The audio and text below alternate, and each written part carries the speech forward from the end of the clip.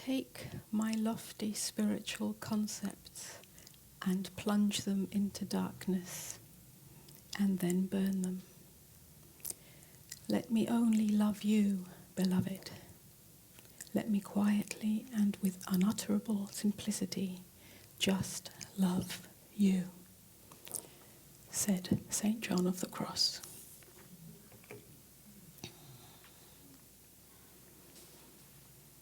Even though that was spoken or written in the 16th century, it is just as relevant today.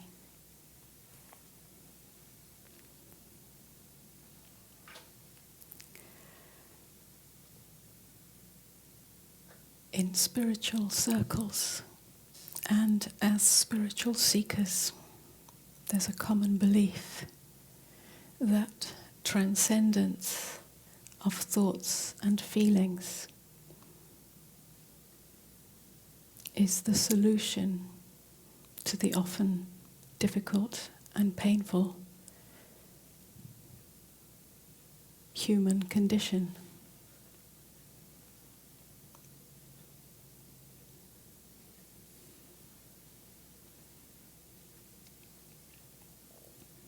And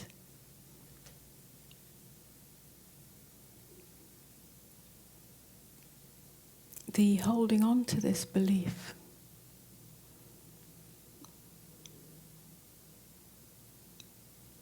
even though it may not be a conscious belief, but a subconscious belief that drives the spiritual search, the holding on to it does not allow for an investigation into some of the subtleties of the spiritual path and creates a whole host of problems that really need to be brought to light.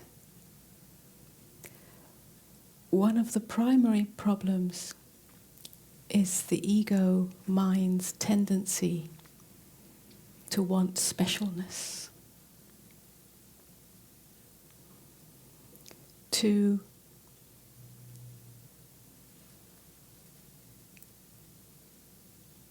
use the spiritual quest as a way of overcoming a sense of unworthiness, a sense of unlovableness, or any other sense of not quite good enoughness.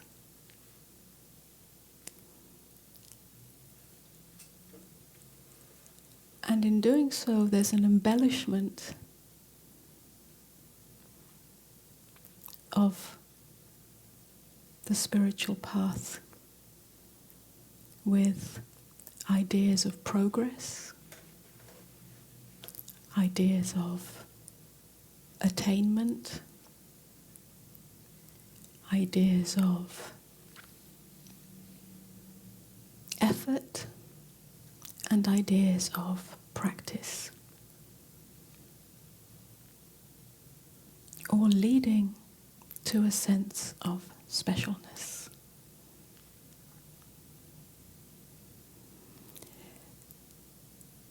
The problem with that is that it creates a kind of baggage that is carried along the path. The idea of progress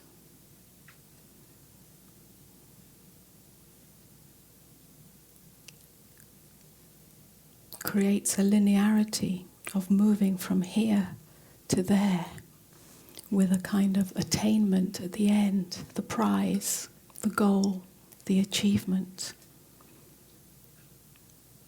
which feeds into the trying, the effort, the practice, the working harder of it, the acquiring more knowledge, and so on, all of which add to the spiritual shopping cart and become an impediment to the freedom that's available here and now. The other problem with that is that it creates the possibility of arrogance and superiority.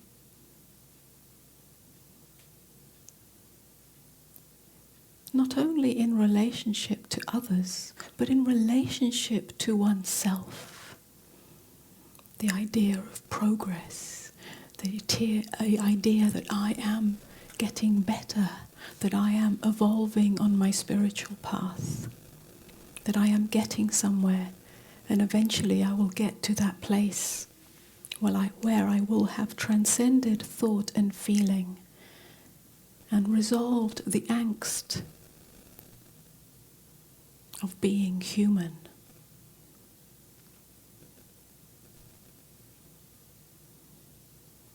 And the flip side of that is the disappointment and confusion when something is attained and then lost.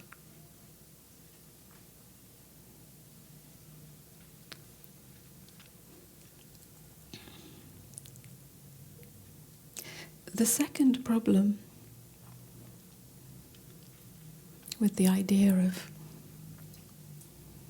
transcendence of thought and feeling, held on to as the prize,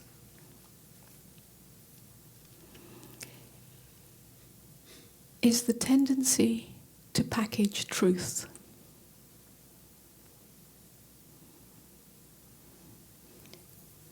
Even when there is a powerful awakening, a falling away of the me self that gets invested in thought and feeling,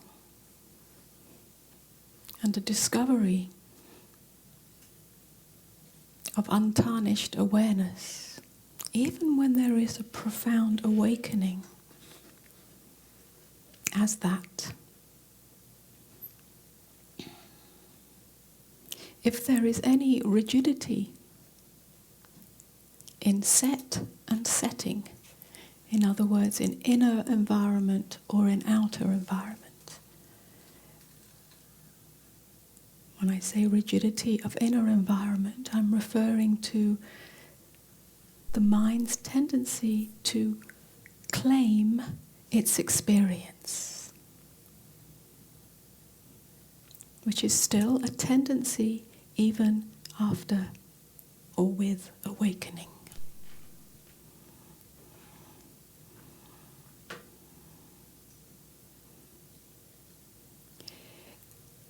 The rigidity in the external environment is when there has been a history of spiritual tradition or spiritual knowledge,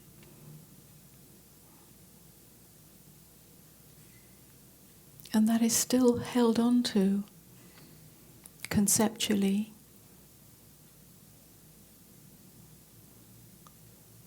and then awakening is put into that framework.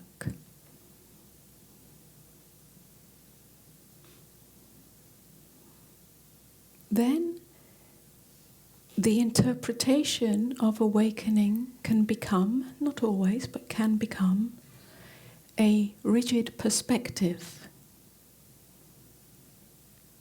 A rigid perspective that has certain conformity to the way it's expressed, to the language that's been used, to certain rules. One of the common ones being that we don't talk about I.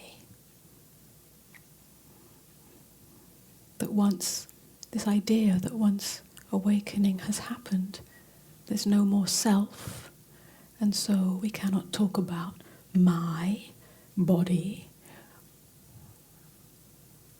or myself, that there is no I here, there is no body here.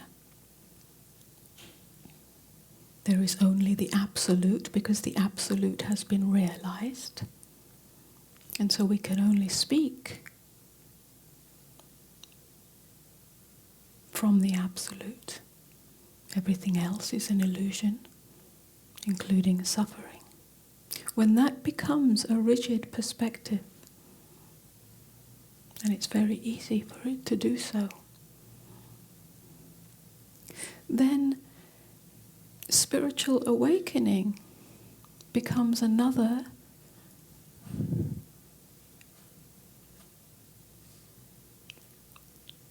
weapon of division, a perspective that is in opposition to the human experience, a perspective that is in opposition to the world of suffering, the world of duality.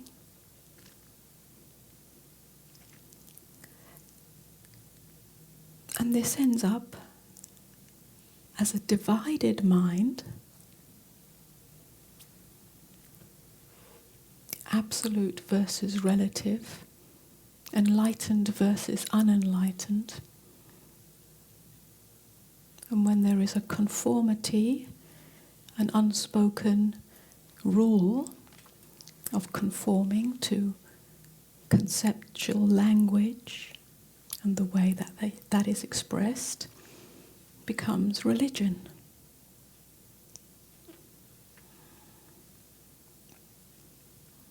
It's still prevalent in modern day spiritual teachings.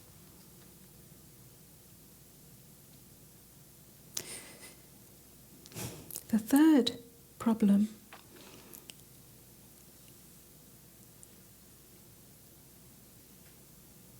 is that even in awakening,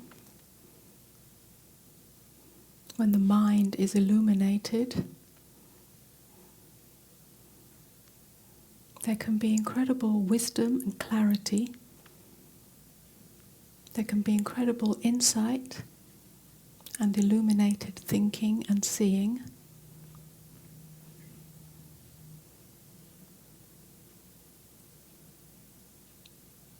But if there is a subtle elevation of that, then the heart will be neglected.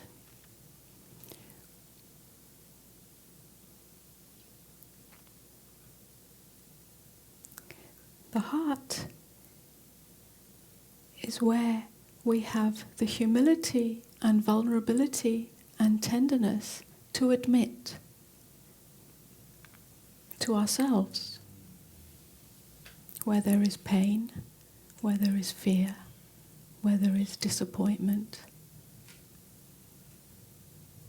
where there is failure. All those feelings that we deem as weak and too human and have attempted to transcend through spiritual liberation.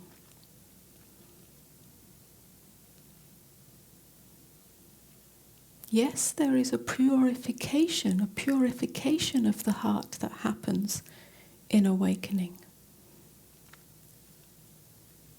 But if there is a denial, or a suppression, or an overlooking of what still remains in the heart as part of the human experience, then those more tender feelings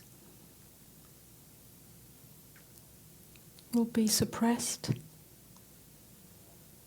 tucked away in the shadows, whilst supreme wisdom is at the forefront. And supreme wisdom becomes a veneer, a subtle veneer of a spiritual ego.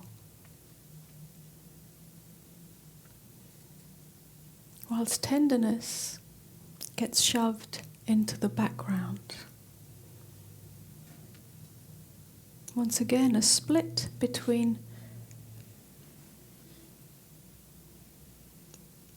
being spiritual and being human.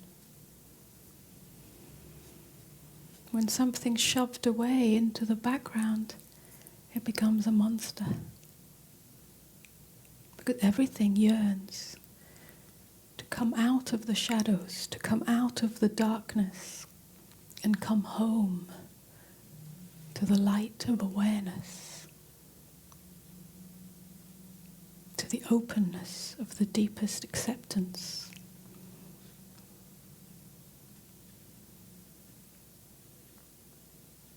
So when it gets tucked away and denied and neglected,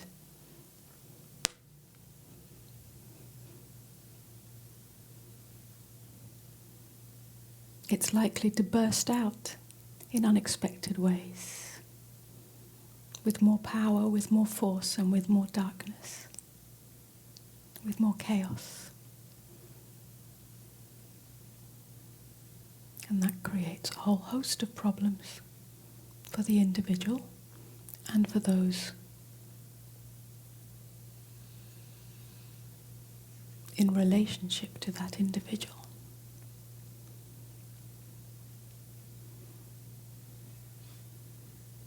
The patriarchy of mind over heart, of upholding mind, whether it's unilluminated mind or illuminated mind, over heart, does not allow a full integration.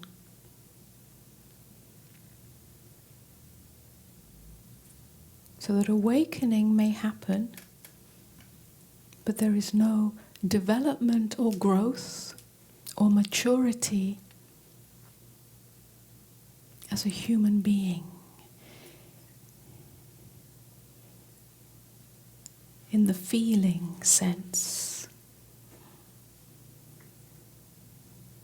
So there is no humility and no maturity.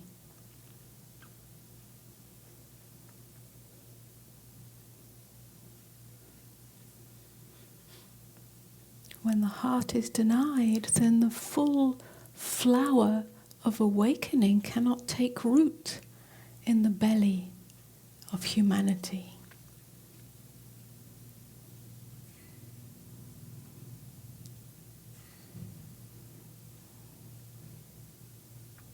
When it does, then there is no protocol, spiritual protocol.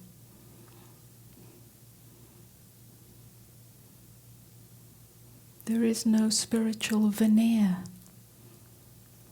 There is no spiritual perspective. It stops being spiritual and becomes very ordinary. It is the innocent response to what is here. It is the innocent seeing of what is here without an overlay.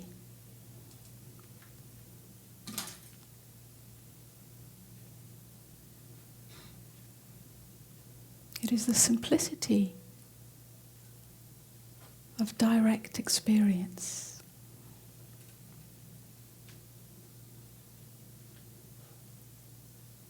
Turning towards the beloved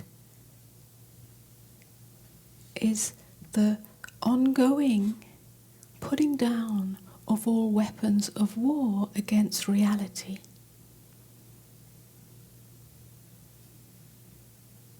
Lofty spiritual goals and ideas are banished in that. They crumble like dust. But what matters is the turning towards openness.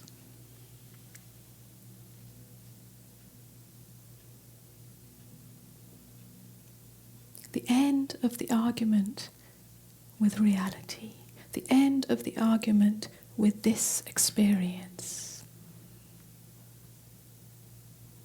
No longer trying to transcend thinking and feeling.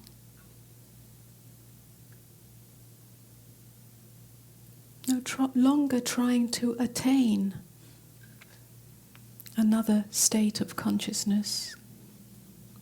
No longer trying to get rid of what seems to be unspiritual.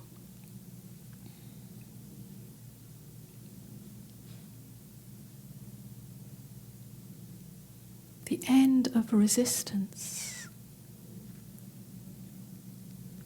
and of falling into an exquisite openness, which is the end of suffering, the end of inner division.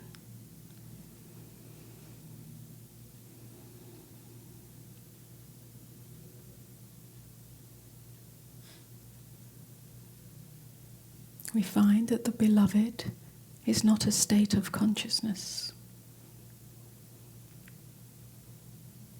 The beloved is not a thing to find and hold on to and package. It no longer can be described.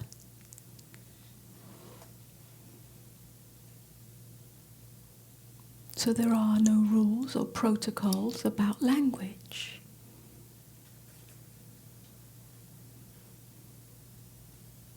Language can be fluid.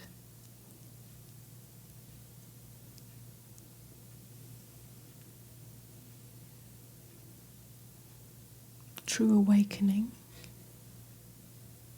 is much wilder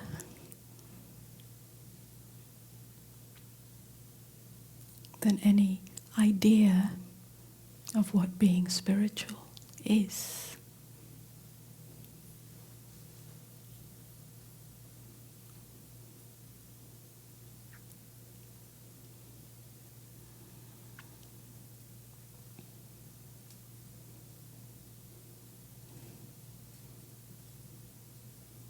So the invitation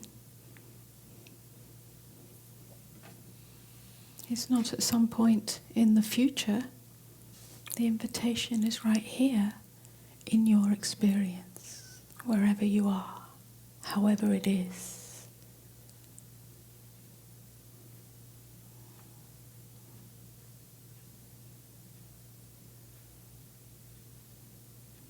To be honest with yourself.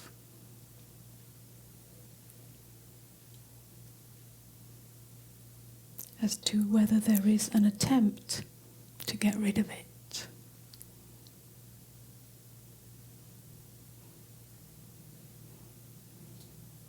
If there is an attempt to deny it or turn away from it. When you see that movement of mind, when you expose that movement of mind to yourself, then there is a possibility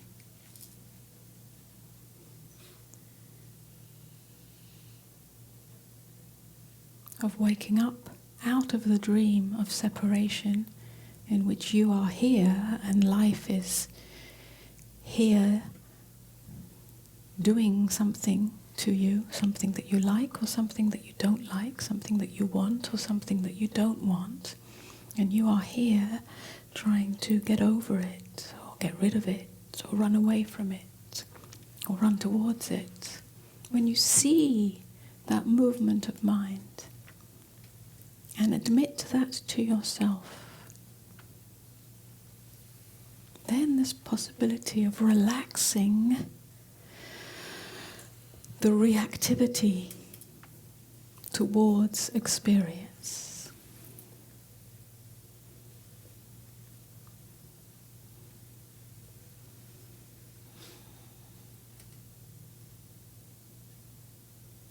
It's simple. It's simple when we see.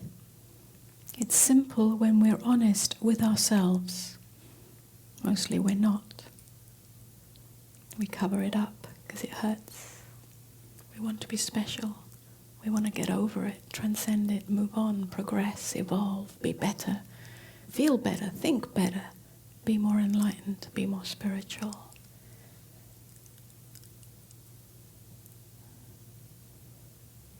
Beloved is here. In your capacity to be open as acceptance, in your capacity to be open as openness itself.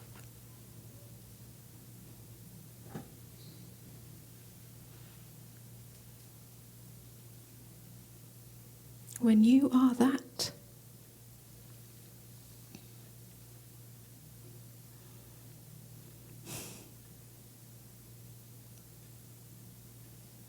the whole idea of spiritual liberation falls apart. When you are that, and it's this simple, openness, always, come what may, unwavering openness, not unwavering in its grip, but unwavering in its softness, in its tenderness. You will see that what we call awakening, in awakening, or an awakened state, nothing's changed. Life is neither better nor worse. You are neither better nor worse. It is as it is. All that's changed is some dividing line in your mind that there was unenlightenment and enlightenment.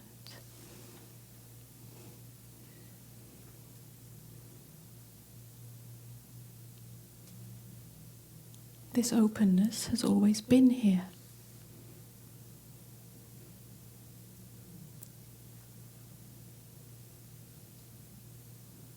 You haven't gained a freedom.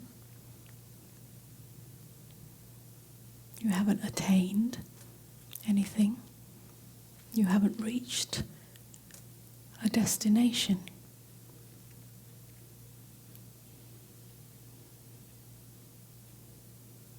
This has always been here.